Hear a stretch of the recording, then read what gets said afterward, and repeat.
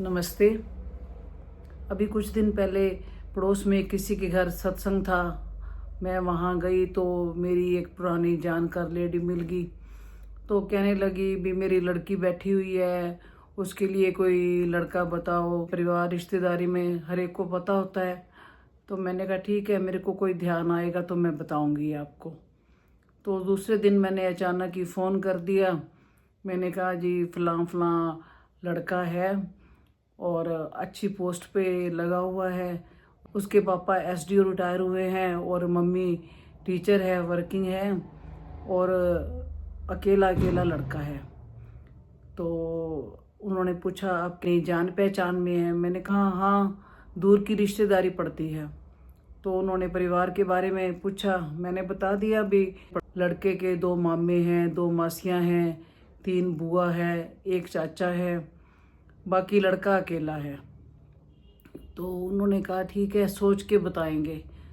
दूसरे दिन उसका मेरे पास फ़ोन आ गया। उन्होंने कहा बहन जी ये रिश्ता नहीं हो पाएगा। मैंने कहा क्या बात? लड़की और लड़के के तो आपस में जो भी चीज़ देखें मिलती है, हाइट, रंग, रूप, जॉब, सब कुछ। तो आप इतना अच्छा रिश्ता क्यों छोड़ रहे हैं?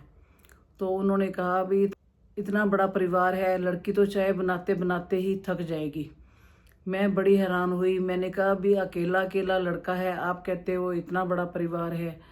तो उस बहन ने जो मुझे जवाब दिया उसे सुनकर मेरे हाथों के तोते उड़ गए। उन्होंने कहा कि उसके 2 मामे हैं, 2 मासियां हैं, 3 बुआ है, 1 चाचा है।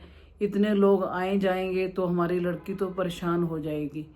मैंने कहा ये तो बहुत ही आप गलत बात कह रहे हैं।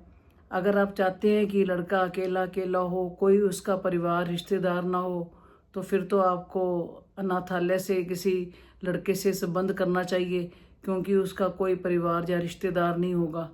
जबकि अनाथालय भी एक परिवार की तरह होते हैं, क्योंकि जिस बच्चे को वो पालते पोसते हैं उन्हें वो अपना बेटा या बेटी मानते हैं। मुझे उनकी बात सुनकर बड़ा अजीब सा लगा कि आजकल लोगों की सोच कितनी संकीर्ण हो चुकी है। सिर्फ लड़का हो और लड़की हो, कोई परिवार ना हो। हमारे समय में कहते थे कि लड़की का रिश्ता ऐसे परिवार में करो जहाँ 4 बहन भाई हों, क्योंकि जहाँ परिवार होता है वहाँ एक दूसरे के सुख दुख में वो छाया की तरह काम करते हैं, और अगर अपना मारेगा भी तो छाया में ही फेंकेगा। ऐसे ही एक लड़की के लिए किसी ने रिश्ता पूछा। तो मैंने बताया फलाना फलाना घर है। तो उसने कहा सास की उम्र कितनी है? मैंने कहा यही कोई 60-65 साल।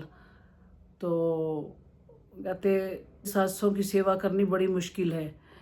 ये लड़कियां दुखी हो जाती हैं जिनकी सासें होती हैं। मेरी बड़ी लड़की की शादी को 15 साल हो गए, अभी तक उसकी सास बैठी हुई है। अब वो अपना नौकरी करे, घर संभाले कि सास की सेवा करे। मुझे उसकी बात सुनकर इतनी हैरानी हुई कि तुम भी तो किसी की सास होगी। क्या तुम चाहती हो कि तुम्हारी अभी मृत्यु हो जाए, तुम अपने बच्चों का सुख ना देखो?